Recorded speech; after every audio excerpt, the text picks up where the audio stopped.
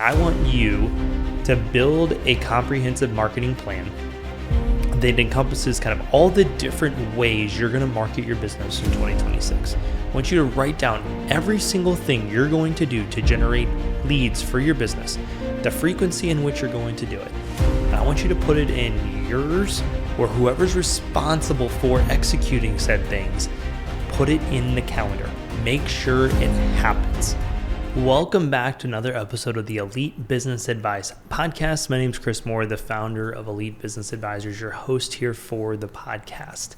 'Tis the season, not just for Christmas parties, eating too much junk, and experiencing beautiful lights and freezing cold temperatures with your family. Every time I'm enjoying these holiday parades and outside looking at Christmas lights and all the things that we get to do that is amazing. Honestly, I love it as part of the season. I always think of the one Family Guy clip. Some of you guys maybe seen it in a GIF of Peter throwing his golf clubs in the lake and saying, "This is fun. We're having fun. This is fun." That's how I feel sometimes when it's like 20 degrees outside and we're doing the fun Christmas things. But I love it. But what I'm talking about when I say 'tis the season is really more for budgeting and planning. I know all of you guys listen to this, probably so deep into playing with numbers and creating budgets and spreadsheets. I mean that sarcastically, I know. You guys hate it. That's what keeps my team and I employed. I call it job security, so I appreciate that maybe you do hate that. But as we're talking about, planning, as we're talking about budgeting, as we are talking about the numbers and the things we need to start thinking about for 2026, we also need to start planning out how on earth are we going to market our business for 2026? And how are we going to build a comprehensive marketing plan that achieves what you need it to achieve next year? And what I mean by that is we're not just throwing everything at the wall and seeing what sticks. That's not a plan. Or my favorite one is people call it I call it the shotgun plan, where they fire off 18 different things in 100 different directions, 18 different directions, with no intentionality, no plan. We're going to just do all these things and we're just going to hope for the best and we're going to be reactive with it, right?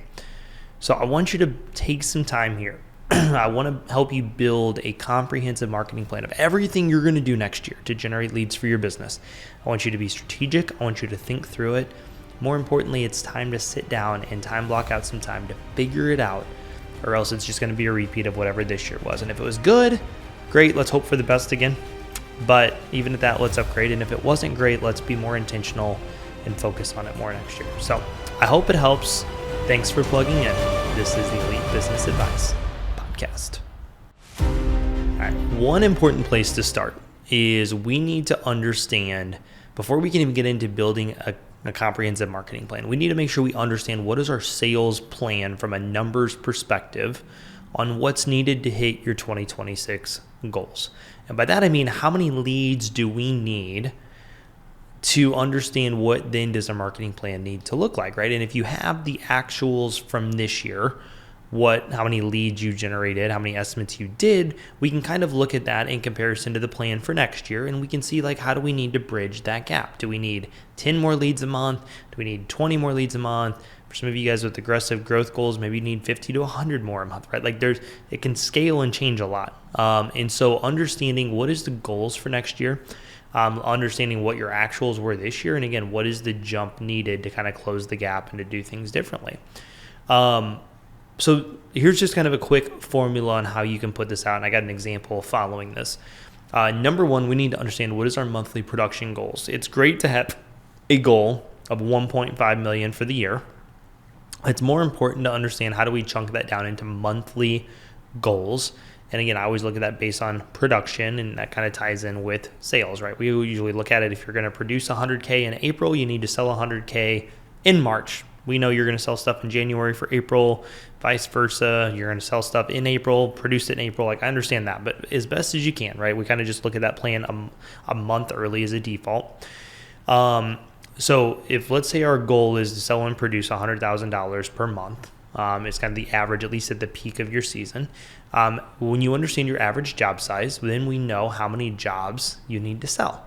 And when you know what your closing rate is, we can do the math backwards to say, okay, how many estimates then do we need to do per month?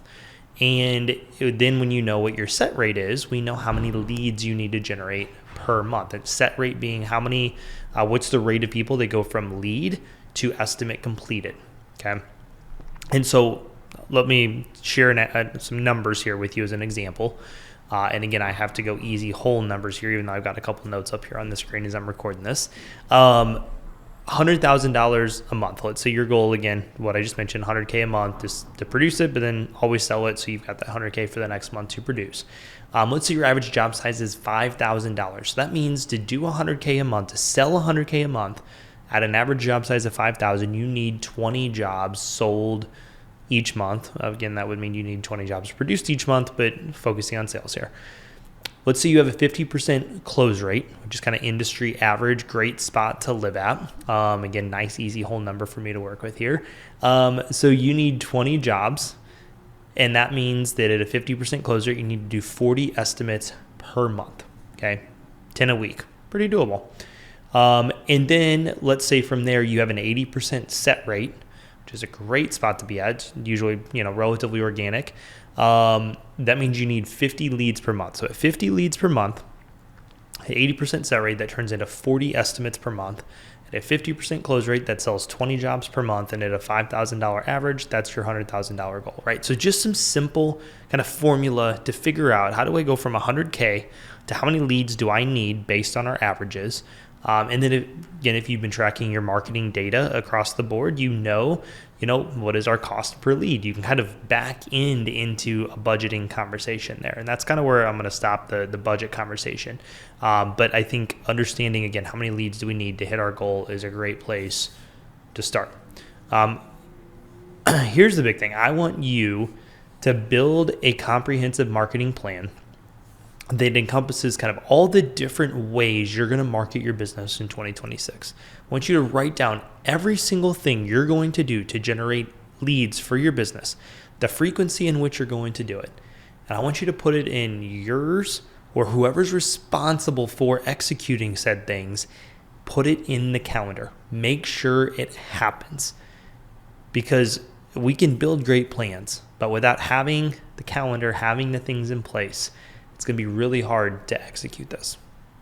So keep that in mind. As I talk through, I want to kind of break the rest of this podcast episode into kind of 3 buckets, the 3 different areas in which you're going to market your business. I'm going to just kind of give a high-level overview. I debated doing like a 3-part series and going really deep on this, and decided I wanted to just put it all in one episode, high-level overview about this. But I want to kind of just give you some thoughts here to the different things you should be thinking about to include in that marketing plan, right? So the first thing you need to do is just make a master list of the 10, 15, 20, 25, 30 ways you're going to get your name out there and generate leads for your business in 2026. Like, that is step 1. What is every single thing we're going to do? Put it on a list. Okay.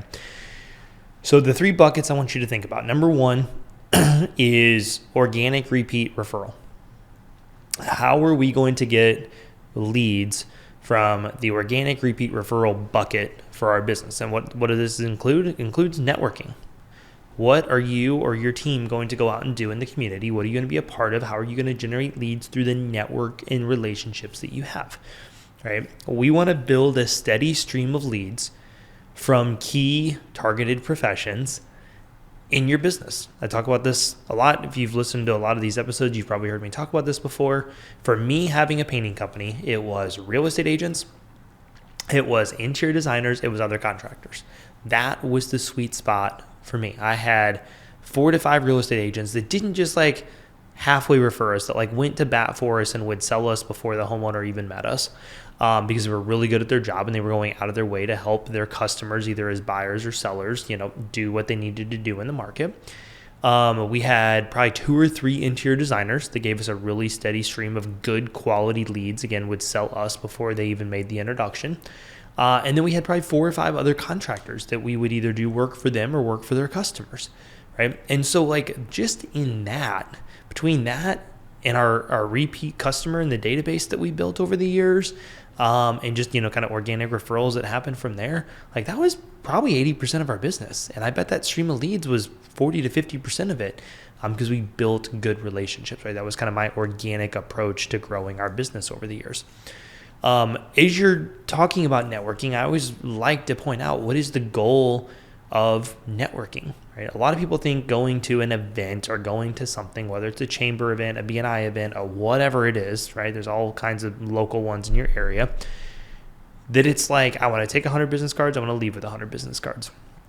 And you couldn't be farther from the truth. Your goal should be to connect with some of those targeted professions I just mentioned and leave with one or two really good quality conversations that can follow up and lead to something else.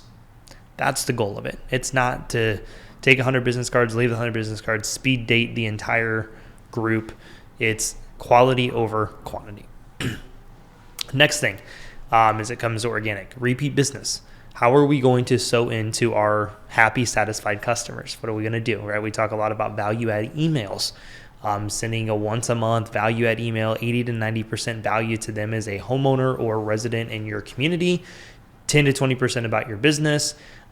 This is a great way to just stay top of mind with people, build that relationship, and continue to, don't let them forget that you exist, right? And doing the value add, they're more likely to open it. They're more likely to see it. On average, our clients doing this average about a 60% open rate, anywhere from 50 to 60, which is 5 to 6 times the national average for emails.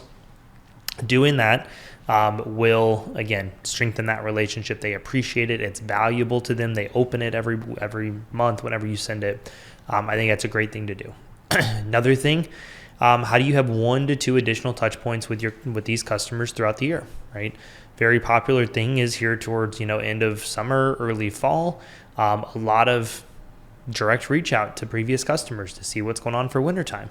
Whatever it is, however frequently you're going to check in with these people, make it human, make it custom to them. Don't make it a mass email, a mass text blast out to everybody. Like, make it personal. Make it something dedicated towards them. But I would suggest having 1 to 2 additional touch points with the majority of your previous customers every single year between you and your team. Again, what does that look like? When are you going to do it? Put it in a calendar to make sure that it executes. If you're doing it in March and September, great. Make sure there's a plan in place and a system in place on how it's going to get done, not just, oh yeah, that was on my 2026 marketing plan list, and then it never happened because you forgot about it until this time next year. Second to last one here in organic, referrals. What are we going to do to help generate referrals? We had an ongoing forever. If you refer somebody to us, we give you $50 cash, gift card, or off of a future project. That was our referral thing. It was on the back of all of our business cards. It was on the back of the Google review cards that we would give them. It was everywhere, right? Thank you cards, everything. Like, we always made that, front and center. That's one way. Maybe it's something you don't do and you want to implement. Maybe it's a specific time of the year campaign that you do, or maybe you do $50 year round, but in these winter seasons you double down and you say, hey, it's October, winter's coming up, Christmas is coming up, we're actually going to double down and give $100 per referral, right? And again, it's got to be book job, and I always paid after a job was completed, just in case they ever canceled or something happened. So again, are you going to run specific campaigns throughout the year and limit it to certain times? Are you doing this as an ongoing strategy? Are you doing, again, a hybrid of both, as I just mentioned? Another thing, how else can we incentivize referrals? I want you to think outside the box on this. This is a great collaboration point among other contractors, right? And other painting contractors throughout the country. Talk to people, and how do you incentivize referrals? One thing that we did, and we've shared this before, is we had our advocate discount. Book a job from a job. How do we help incentivize the homeowner to give us referrals to their friends and family, right? And so, make an organic social Facebook and Instagram post. We knock $25 off your final bill if you do it before you make us that final checkout. $25 off if you can copy and paste, put that in the Nextdoor app. $25 off if you leave us a Google review, right? So they could get $75 off their project just by doing those 3 things. Because I realized that every time they just, out of the goodness of their own heart, made a Facebook and Instagram post, tagged our company in it, shared how great the experience was, how much they loved us, we always got another job, if not 2 from it. So it's like, all right, how can I incentivize this behavior great, we're going to create this referral program, this advocate discount that we called it, and this is how we keep our costs low because we don't spend tens of thousands of dollars in advertising, right? We'd rather give it back to our customers as a way of saying thank you, and this is how we grow our business. The last thing in organic is social media. And what I want you guys to understand is kind of a couple things here. One question we get a lot is how should we utilize social media? I say three to four posts per week. That's a great frequency. Posts, videos, reels, whatever it is, you're posting on your profile 3 to 4 times per week, keeps it active, keeps it engaged. I think you should also utilize stories as well in your social media. One thing I want you to understand is the role that reels play in your business. Facebook Reels, Instagram Reels. Reels is how you get discovered, right? Stories and posts are going to people that follow your page already. Reels is how you can get and reach new followers. Checking in places geographically can help narrow in that target, right? I typically don't check into anywhere whenever we're posting stuff on EBA because, again, we're working nationwide all over North America with contractors. We want everybody to see our content. But if I have a painting company here in St. Louis, I'm checking in like those markets that we're working in or those ideal places we want to work in, right? Hashtags can drive that algorithm too. And so Reels is where you can kind of get exposure to new people. You can reach new customers. And then it's great to have engaging content that they may want to interact with. They may follow you if you're posting really cool projects that you're doing and spraying and all this different stuff. Like they may follow you for future use. So my wife and I picked the home builder we built our home with many years ago. Is they were just posting the amazing work that they did on social media. We started following them for 2 or 3 years, and we knew hey, whenever we build a house, if we can afford it, we want them to do it. And it was all because of the social media stuff that we would see and realize they were here in our market and et cetera. So understand that's the role that Reels play. That's how you get new followers. That's how you interact with new people, and again, create content that makes them want to engage with you that suits your brand. With that being said, as we're talking about budgeting, I said I was done, but one last point here until I get onto digital. I should have never said I was done. I should have known better. Do you need a budget for content creation, media capturing, any of that stuff, right? I don't want you to overthink it, but I do think it's important to realize what you're posting on social media. One thing to think about is this something that people care about? Is this something they will resonate with? I see some people posting stuff on social media and I'm like, what are we doing here? You don't have to have a budget for it. You have to buy all the fancy equipment. You don't need $1,000 cameras, phone, tripod, stabilizer, lapel mics at most, right? Maybe a couple $100 at most if you want to do this and do it well. But it's we're posting things and it's I don't think anybody cares about that, right? You're not going to get engagement. You're not going to get new followers. So just post things that people are going to care about. Leverage ChatGPT for this can be a great thing as well for some ideas. And have a budget if you need it to, hire someone to help create content, edit content, etc. Another thing, especially as we talk about Reels and new followers, one thing that I think would be great, and we've got some of our clients testing this out, and it's worked pretty decently so far. Super easy to do on Instagram, easy to do on Facebook, easier on Instagram, is when you have people follow you that, are in your area, it's not like another company or something, shoot them have a templated DM. Don't have it set up as an auto thing. I think that's almost a little bit weird, and then you can't monitor who it goes to. But if it's seems to be a homeowner in your market, just shoot them a simple message with something like, "Hey, thanks for following us and supporting. Just out of curiosity, did you have a painting project on your radar here as we head into 2026, or are you just here for the inspiration and stuff that we post?" We've had some clients that have done that have already generated some leads from it, because they caught somebody and they were a couple people were even wow, we're really thinking about getting this done. Not sure, was really just kind of here for the inspiration, but if you guys give free quotes, yeah, let's go ahead and at least see, so we know what to budget for this, right? And so that can be a great way to just interact with your new followers, and just ask a simple, non-threatening, non-salesy question, and hey, are you here for an estimate? Just, hey, thanks for following us. Thanks for supporting us. Is this something that makes sense? So, the last thing I want you to take away from this with social media is be active on social, be active on things. Posting great content's great, but if all you do is you just post and you never get on, you never engage with your own comments or even other people's stuff, it's not going to get out there. And again, we see this a lot, especially since Meta changed kind of how they, you pay for ads and stuff now.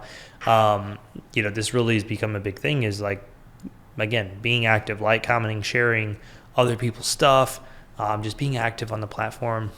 It's what the algorithm wants to see to help promote you out there. All right. The next two buckets are not going to be nearly as deep as that, but I want to kind of bring some awareness to these things as you're creating this budget for next year, as you're creating this plan, right? So second bucket is digital marketing. This is where budgeting is really critical for the financial plan for your business, and how does this apply, right? So kind of broke this down into 6 different kind of categories I want to walk through here quickly. Google local service ads. If you had to ask, like if you ask, people ask us all the time, what is the number one performing paid, lead service, paid whatever, marketing channel that we can put our money in? What is it? It is Google local service ads. We have all the data to prove that across the board with all of our clients that are utilizing local service ads, it is the highest ROI, the most consistent performing marketing channel across the board. So do it. Google local service ads, number one. Google ads, right? Pay-per-click, Google ads, the sponsored stuff still works, still a great tool. So it's something else to think about, potentially as part of your marketing plan. Again, start with local service ads no matter what. SEO in your website. SEO is probably the next, probably I would say tied for second with another one I'll share in a second. But SEO is one of the best things out there. You can typically on average expect to spend $2,000 to $2,500 per month is kind of the going expectation, maybe $1,500 on the low end, for a good company to come in and do your website and do your SEO. But when you're just looking for kind of organic Google, which we tie a lot of that into the ROI here, it's a great place. If you're not getting a 10x or more return on SEO, you should probably find a new company to do it, unless you're super new there. Couple things you can do to help influence your SEO naturally and organically without paying for a company is Google reviews, getting consistent Google reviews. So make this part of your marketing plan for next year. Have a good job closeout process to ask for reviews. If you get 5, 7, 10 a month, great. Google wants to see consistency. Not we got 30 this month. They want to see 5 to 10 a month or more. Other thing, Google My Business posts. So whatever you're posting on social media, post on your Google My Business profile the same way. Again, algorithm's going to pick up on that. They see consistency. They see activity. You're using the tools they give you. That is nothing but a good thing when it comes to them promoting you.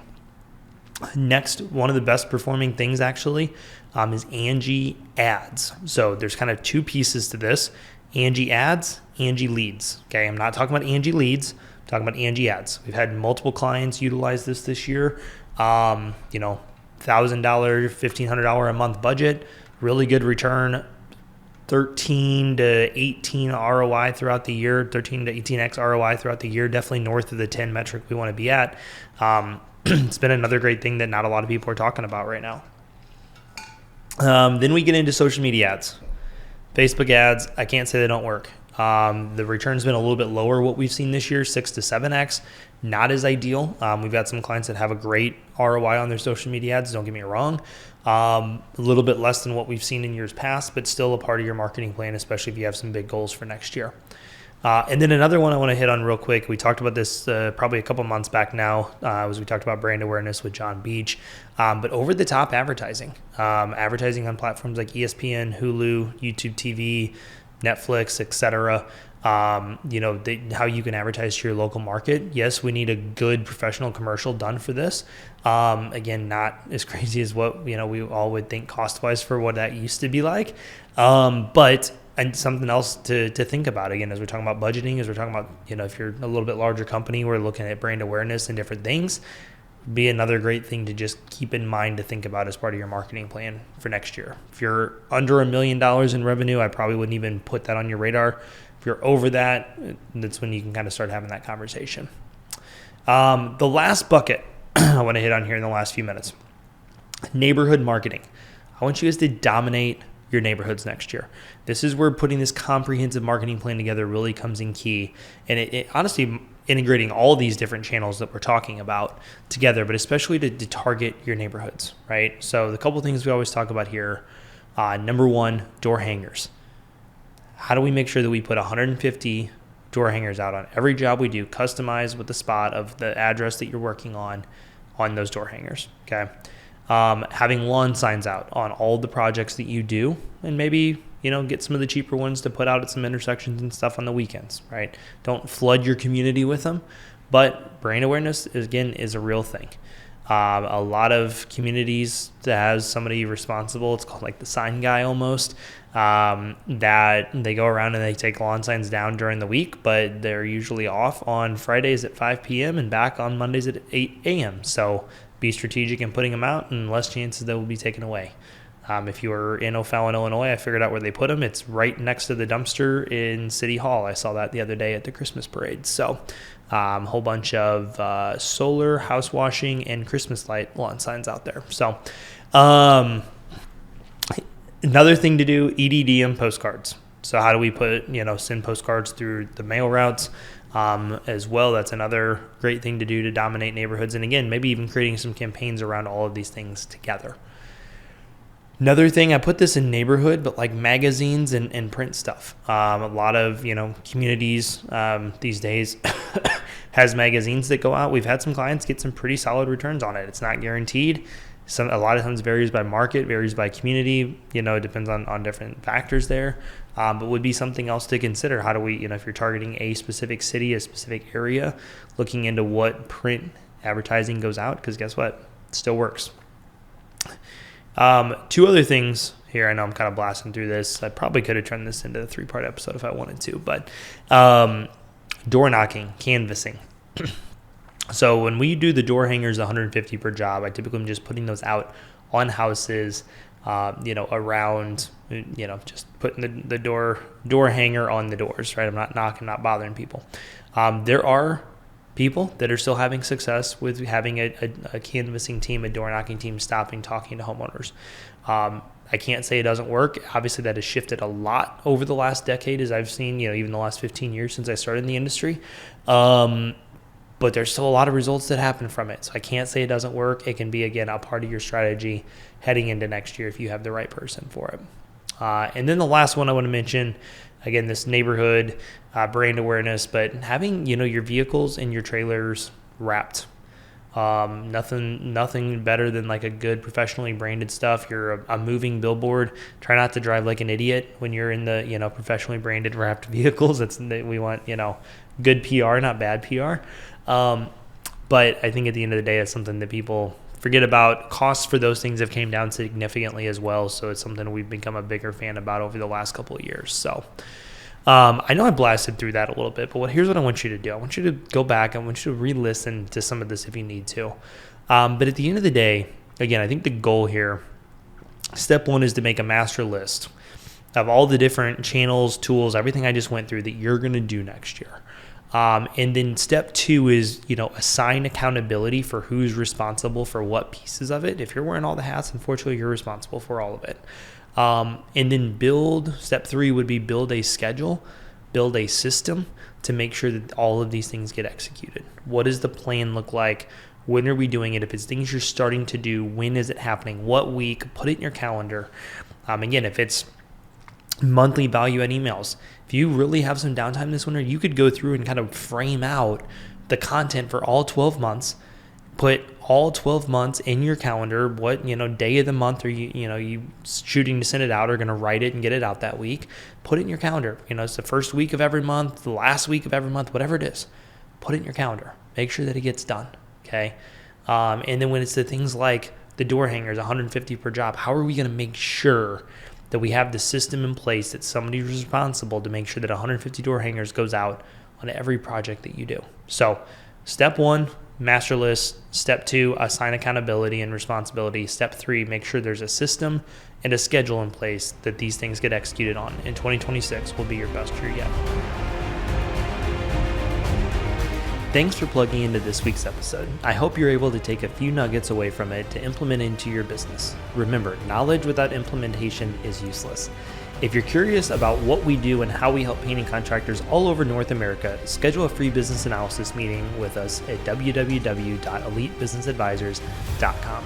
Our entire team of advisors have ran and managed painting companies just like myself and are here to help support you on your journey. We have packages available for contractors at every stage of business, from flying solo and just starting out, all the way to multi-million-dollar businesses. And lastly, if you loved this episode, please leave us a rating and a review. It helps others on the platform find our podcast, and it could be the best blessing that's ever happened to them thanks to you. Thanks for plugging in, and we'll see you back for next week's episode.